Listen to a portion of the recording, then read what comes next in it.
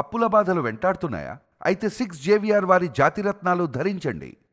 నమస్తే, welcome to మనం TV. నేను యాంకర్ సిరి. ప్రస్తుతం మనతో పాటు ఉన్నారు ప్రముఖ ఆధ్యాత్మికవేత్త, జ్యోతిష్య పండితులు నానాజీ పట్నాయక్ గారు. గురుగారితో మాట్లాడదాం. గురుగారు నమస్కారం. శ్రీమాత్రే నమః. గురుగారు, ఈ ఉదయనిధి స్టాలిన్ ఆయన ప్రీవియస్గా కూడా కొన్ని సనాతన ధర్మం గురించి కొన్ని వ్యాఖ్యలు చేశారు. తీవ్ర దుమారం రేపాయి అవి. అసలు సనాతన ధర్మాన్ని నిర్మూలించాలి, నేను ఒక ప్రౌడ్ క్రిస్టియన్ అని చెప్పుకుంటున్నాను అన్న విధంగా ఆయన ఎప్పుడు మాట్లాడుతున్నారు. ప్రీవియస్గా అలా మాట్లాడినందుకే ఈసారి ఎన్నికల్లో ఘోరంగా ఓడిపోయారు అని చెప్పేసి కూడా మన హిందువులు నమ్ముతున్న ఒక మాట అది. మళ్ళీ నిన్న చూసుకుంటే మళ్ళీ మాట్లాడారు ఆయన అదే మాట. నేను క్రిస్టియన్ అని చెప్పుకుంటున్నాను, సనాతన ధర్మంలో విభేదాలు ఉన్నాయి, దీన్ని తీవ్రంగా నిర్మూలించాలి అనే విధంగా ఆయన వ్యాఖ్యానించారు. ఇప్పుడు అంటే ఈ మాటల ప్రకారం ఇంకా అసలు ఈసారి డిపాజిట్లు కూడా రావు అన్న విధంగా, అంటే సనాతన ధర్మాన్ని కించపరిస్తే నిజంగా కర్మ అనేది ఒకటి ఉంటుంది అని చెప్పేసి హిందువులు అంటున్న మాట.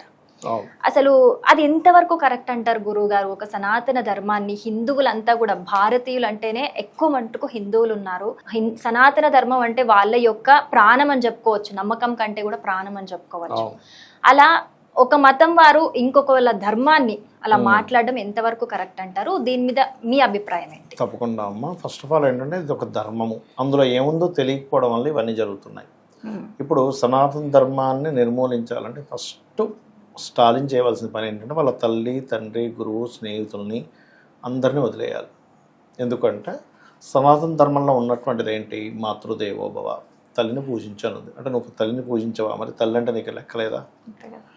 పితృదేవోభవ అని ఉంటుంది, ఆచార్య దేవోభవ ఉంటుంది. నీకు విద్య నేర్పినటువంటి గురువును నువ్వు కించపరచాలి, గౌరవం ఇవ్వకుండా. అదేవిధంగా అతిథి దేవోభవ, నీ ఇంటికి వచ్చినటువంటి ఒక అతిథిని నువ్వు గౌరవించాలి. నువ్వు వీటిని వద్దంటున్నావా? First point. రెండవది, సనాతన ధర్మంలో ఉన్నటువంటిది ఏంటి? సర్వే జనా సుఖినో భవంతు, అందరూ బాగుండాలని కోరుకుంటాం. అందరూ బాగుండాలని కోరుకునేటప్పుడు నువ్వు ఎక్కడున్నావు, ఏ పోస్ట్లో ఉన్నావో అందరినీ చూసుకునే పోస్ట్లో నువ్వు ఉన్నావు, ఒక రాజకీయ లీడర్గా ఉన్నావు. మరి నువ్వు లీడర్కి అసలు అర్హుడివేనా? అందరూ బాగుండాలనే కోరుకునే దాన్ని నువ్వు వద్దంటున్నావు అంటే అసలు నువ్వు ఫస్ట్ అర్హుడివేనా? అంతేగా. సనాతన ధర్మంలో అసలు ఇవి ఉన్నాయని తెలియకపోవడం వల్ల మాట్లాడే మాటలవన్నీ కూడా. అదేవిధంగా అదే సనాతన ధర్మం చాలా ఉన్నాయి. నేను చెప్తున్నాను జస్ట్ మచ్చుకి. ఎక్కడైతే స్త్రీలు పూజింపబడతారో అక్కడ దేవతలు తిరుగుతారని. అంటే ఇప్పుడు స్త్రీని కించపరచమంటావు సనాతన ధర్మాన్ని తీసేయమంటే? కాదు కదా. మరి నువ్వు మరి వద్దంటున్నావు, నిర్మూలించాలంటున్నావు, వైరస్తో పోలుస్తున్నావు, అదేదో ఇంకోటితో పోలుస్తున్నావు, రకరకాలుగా మాట్లాడుతున్నావు. అంటే ఏమిటి? ఇక్కడ నీకు అసలు సనాతన ధర్మం ఏం చెప్పిందో కూడా తెలియకపోవడం వల్ల పిచ్చి పిచ్చిగా మాట్లాడుతున్నావు. మత ఉన్మాదంతో అని చెప్తాను నేనైతే. మతోన్మాదులు మాట్లాడేటువంటి మాటలు అవన్నీ కూడా. కాబట్టి ఏంటంటే అసలు ఫస్ట్ సనాతన ధర్మంలో చాలా గొప్ప విషయాలు ఉన్నాయి. అందరూ బాగుండేలాగా డిజైన్ చేయబడినటువంటి సనాతనంగా వస్తున్నటువంటి ఒక ధర్మం. దా పేరులోనే ధర్మం అనేటువంటిది ఉంది. ఇప్పుడు అధర్మంగా బ్రతకమని అందులో లేదు, ధర్మంగా ఉండమని కొన్ని ధర్మాలు చెప్పినటువంటి అంశం అది. అందులో నేను మచ్చుకు 3 చెప్పాను, కొన్ని వేలు లక్షలు ఉంటాయి అందులో చెప్పాలంటే. ఓకే, కాబట్టి ఎవరైనా కానీ సనాతన ధర్మం అనగానే ఇదేదో వైరల్ అవ్వడానికి బాగుందని మాట్లాడుకుంటే కనుక మొట్టమొదటిగా అందులో ఉన్న అంశాలు అసలు చాలా బేసిక్ అంశాలు చెప్పాను నేను అందులో. ఆ బేసిక్ అంశాలు ఒకసారి ఆలోచించండి. తల్లిని వద్దనుకుని తల్లిని వదిలేయాలి. నువ్వు వద్దనుకుంటే కనుక సనాతన ధర్మాన్ని వద్దనుకుంటే మాతృదేవోభవ అనే పదమే తీసేయాలి, పితృదేవ భవ అనేటువంటిదే తీసేసేయాలి. మరి స్త్రీని గౌరవించకూడదు. మన దేశం ఏంటమ్మా? భారత మాత అంటాం మనం. భారతదేశాన్ని ఒక స్త్రీగా, నదులు కానీ నదులకి అన్నిటికీ స్త్రీ పేర్లు ఉంటాయి, అవునా కదా? అట్లాగే మనము అమ్మకి ఇచ్చినంత ప్రయారిటీ ఎవరికి ఇవ్వం, అసలు ఉండదు కూడా. ఎందుకంటే కేవలం మనుష్యుల్లోనే కాదు, ప్రతి జీవరాశిలో కూడా ఆ మాతృతత్వం వేరుగా ఉంటుంది. మనకి ఈ సన్యాసి అయిపోయాక కూడా ఎవరికి దండం పెట్టాడు కానీ తల్లికి దండం పెడతాడు, అవునా కదా?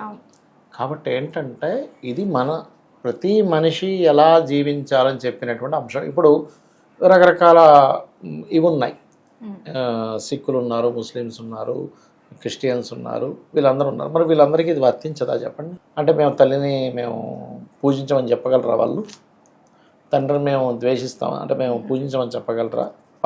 స్త్రీని మేము పూజించము అని చెప్పగలరా? అందరూ బాగుండాలని మేము కోరుకోగలమని చెప్పగలరా? చెప్పలేరుగా. ఎవడు చెప్పకూడదు, చెప్పలేము, చెప్పకూడదు కూడా. అలాంటిది అసలు సనాతన ధర్మంలో ఏముందో కూడా తెలుసుకోకుండా నువ్వు మాట్లాడతానంటే అట్లా. ఇది ముందు ప్రజలు తెలుసుకోగలగాలి, అర్థం చేసుకోగలగాలి. అవన్నీ పిచ్చి మాటలు అని చెప్పి మనం గుర్తించాలి. అంటే ఈ యొక్క ధర్మాన్ని ఈ విధంగా ప్రతిసారి ఆ ధర్మంలో అసలు ఏముంది తెలుసుకొని మాట్లాడాలి ముందు. అసలు అందులో ఏముంది? ఇప్పుడు కొన్నిట్లో కొన్ని సిద్ధాంతాలు మంచివి కాదు, అప్పుడు వాటిని మనం వదులుకుంటాం వద్దనుకొని. కానీ అందులో ఉన్నదే మంచి విషయాలు అయినప్పుడు ఎవరు పడితే వాడు వచ్చేసి సనాతన ధర్మాన్ని నిజంగా నిర్మూలించాలి, ఈ సనాతన ధర్మం వల్లే అవుతుంది. ఇప్పుడు పిచ్చోడా ఏంటి నాకు అర్థం కాదు. ధర్మం వల్ల అవ్వడం ఏంటి? అధర్మం వల్ల అవుతుంది అయితే అంతే కదా. ఇది అర్థం కాని ప్రాలాపనలు తప్పితే మరొకటి ఏమీ లేదు. ఏదో ఫేమస్ అవ్వాలి, ఇప్పుడు అది కాకుండా ఇంకోదైనా మాట్లాడితే ఇంతమంది మాట్లాడుకోము. కానీ ఇక్కడ అర్థం అవ్వాల్సింది ఏంటంటే నువ్వు ఏ రకంగా ఫేమస్ అవుతున్నావు. ఇవాళ రేపు ఏదో వైరల్ అవుతాను, నలుగురిలో తెలుస్తాను అనుకుంటున్నావు, కానీ నీ ముందు నా ఆహావోహ అన్న వాళ్ళు నీ పక్కకు పోయి తూ అని వస్తారు. అంతకుమించి ఏమీ లేదు. కాబట్టి నువ్వు ఫేమస్ అయ్యే విధానం వేరే ఉండాలి. నువ్వు మంచి చేస్తూ ఫేమస్ అవ్వు, మంచిగా మాట్లాడుతూ ఫేమస్ అవ్వు.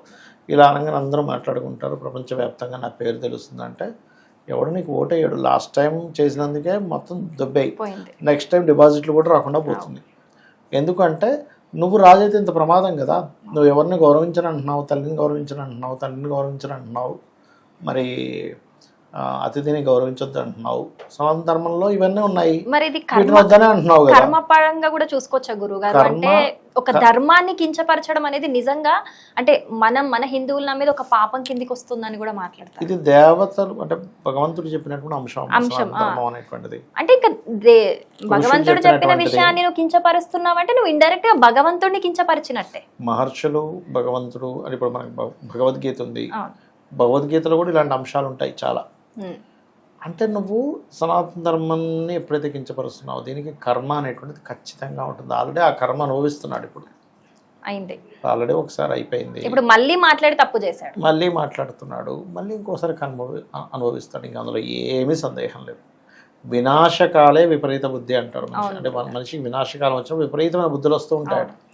ఎందుకంటే వాడి కర్మ ఆ బుద్ధి రూపంలో ఎంటర్ అయ్యి వాడిని అలా చేస్తుంది. చాలా చక్కగా ఎక్స్ప్లెయిన్ చేశారు. Thank you so much. శ్రీమాత్రే నమః.